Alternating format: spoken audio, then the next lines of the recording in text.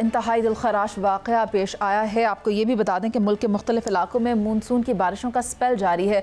दरियाए सवात का इंसिडेंट भी आपके सामने है। इस खबर की तफसील कुछ इस तरह से है कि पाकिस्तान में सयाहत करने वाले अफराद हर हाल में कुदरती आफात और मानसून की बारिशों के नतीजे में आने वाले सैलाब का शिकार क्यों हो जाते हैं।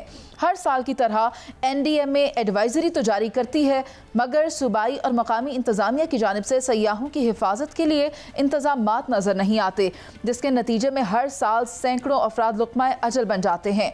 आज दरियाए सवात में आने वाले सैलाबी रेले से मुख्तलिफ मकामात पर 78 अफराद बह गए, जिनमें एक ही ख़ानदान के 15 सयाह शामिल हैं, जिनका ताल्लुक डस्का से है। अभी तक 7 अफराद की लाशें निकाली जा चुकी हैं, जबकि जाँ बहक होने वाले लोगों की कुल तादाद 19 बताई जा रही है। आपकी नज़र में इस सानहे का जिम्मेदार कौन है? सलमान आबिद साहब, आप क्या समझते हैं? देखिए जी, बात यह है कि इसमें कोई एक फरीक तो नहीं है। NDMA भी है, प्रोविंशियल गवर्नमेंट्स भी है, लोकल गवर्नमेंट्स भी हैं, लोकल मैनेजमेंट एडमिनिस्ट्रेशन भी है और लोग भी हैं। यानी आप अंदाज़ा लगाइए कि जब इस तरह के मामलात होते हैं उससे पहले इंडिकेशंस दिए जाते हैं, SOPs जारी किए जाते हैं, सयाहों को कहा जाता है कि जनाब अपने आप को ज़रा हिफाजती तौर पर इन इलाकों की तरफ जाने से गुरेज करें। लेकिन हमारे जो सयाह हैं वो भी उस तरह चीज़ों पर तवज्जो नहीं देते। और उसी तरह से जो हमारे डिस्ट्रिक्ट एडमिनिस्ट्रेशन है उसकी वो कैपेसिटी नहीं है, डिस्ट्रिक्ट मैनेजमेंट के पास वो चीज़ें नहीं। हालांकि हमने जनरल मुशर्रफ के दौर में जब ये NDMA national disaster management authority बनाई तो PDMA बनाया, प्रोविंशियल डिज़ास्टर मैनेजमेंट अथॉरिटी, और फिर DDMA बनाया, डिस्ट्रिक्ट डिज़ास्टर मैनेजमेंट अथॉरिटी। लेकिन आप देखिए कि उनके पास वसाइल ना होने के बराबर हैं। आज भी जब लोकल सतह पे इस तरह की कुदरती आफात आती हैं तो लोग इस्लामाबाद की तरफ देखते हैं, लोग जो है प्रोविंशियल गवर्नमेंट्स की तरफ देखते हैं। और मैं जानता हूं कि प्रोविंशियल गवर्नमेंट्स के पास भी वो कैपेसिटी नहीं है, वो वसाइल नहीं है, वो रिसोर्सेज नहीं है जहां उनके पास होने चाहिए थे। वो और बहुत सारी चीज़ों के ऊपर अपने वसाइल ज़ाया करते हैं। लेकिन इन कुदरती आफात से निपटने के लिए हमारे पास वो मैनेजमेंट सिस्टम जो है, गवर्नेंस का कॉन्टेक्स्ट जो है वो बहुत पुअर है, और फिर हमारा मॉनिटरिंग सिस्टम भी बहुत पुअर है। इसलिए कोई एक फरीक को जिम्मेदार मैं नहीं कहता। मैं समझता हूँ कि ये जो वाक़या है ये जाहिर करता है कि हमारे यहाँ ओवरऑल गवर्नेंस का जो कॉन्टेक्स्ट है वो बहुत पुअर है, और जो इंफ्रास्ट्रक्चर हमें दरकार है अनफॉर्चुनेटली वो हमारे पास अवेलेबल नहीं है। ठीक है, ओवरऑल गवर्नेंस का फ्लॉ हो सकता है, लेकिन मज़र बरला साहब, आप मुझे बताएं कि ग्लोबल लेवल पर जो क्लाइमेट चेंज हो रहा है पाकिस्तान उसकी जद में है। इस पर्सपेक्टिव में आप पाकिस्तान में आने वाली तबाहकारियों का जिम्मेदार किसको समझते हैं? देखिए, बड़ी तफसील से बात की है सलमान आबिद साहब ने, बहुत शानदार गुफ्तगू की है। गुजारिश ये है कि मैं देखता हूँ कि कई मुल्कों में इस तरह की आफतें आती हैं लेकिन वहाँ नुकसान इतने नहीं होते। ज़ाहिर है वहाँ का निज़ाम ऐसा है, वो लोगों को महफूज कर लेता है।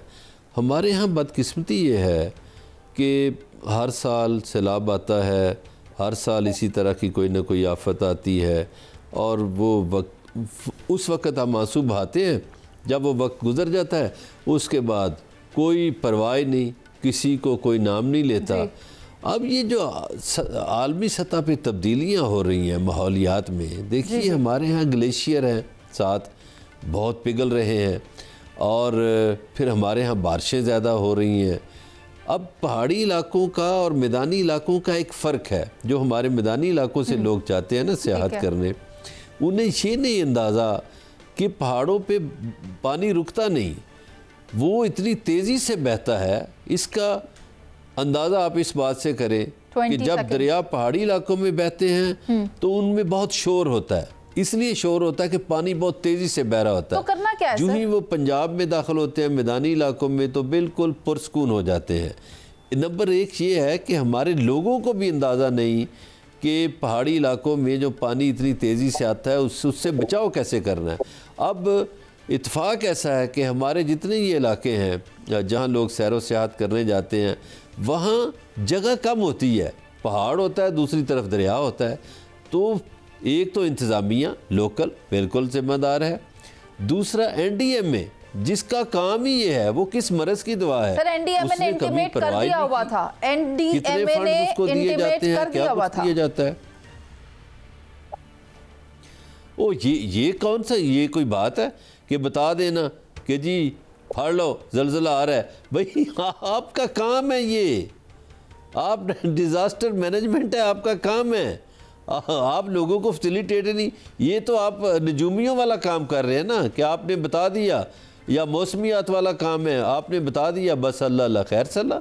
ये आई एम सॉरी, मैं तो इससे मुतफिक नहीं हूँ। ठीक है, यानी कोई भी इसकी जिम्मेदारी उठाने को तैयार नहीं है। हाँ जी, सैलाब आ रहा है, बारिशें हो रही हैं। आ गया मजहर बरला साहब। शहजाद भट्ट साहब आपके पास मैंने आना, मगर सवाल मेरा ये है, मुझे आप ये बताएं। मुनीज़े, इसमें सूबाई हुकूमत भी जिम्मेदार है, इसमें वफाकी हुकूमत भी जिम्मेदार है।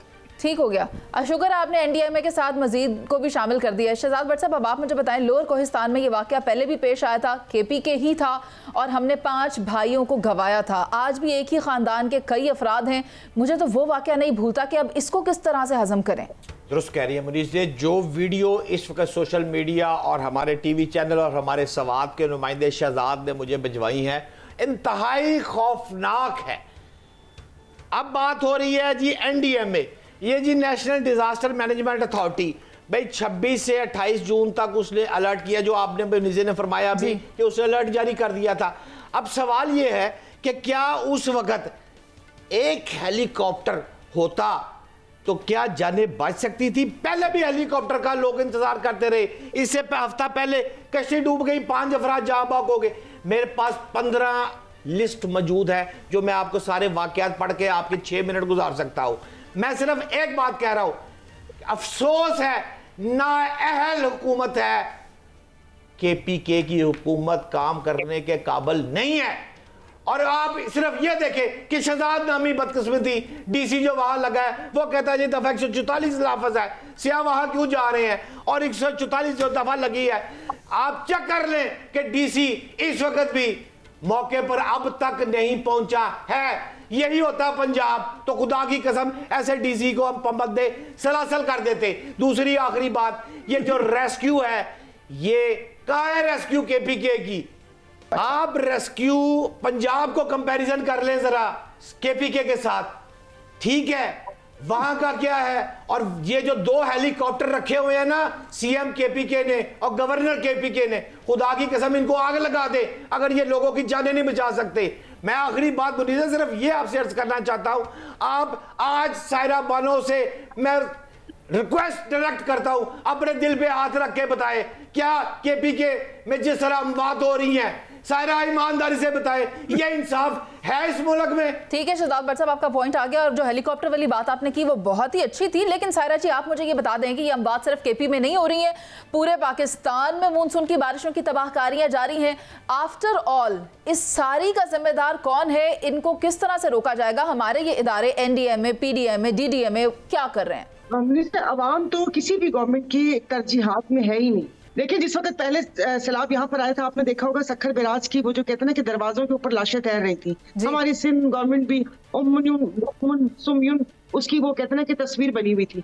उसके बाद जो भी अभी जो वाकया हुआ, सुबह से ऐसे ऐसे मनाजर देखने को मिल रहे हैं, और वो चीजें आप यकीन नहीं करेंगे महसूस हो रहे हैं। मैं तो अपने आप को फील कर रही थी कि मैं वहां पर होती तो क्या इंसान उस वक्त, क्या बेबसी की हालत क्या होती कि मौत आपके सामने है।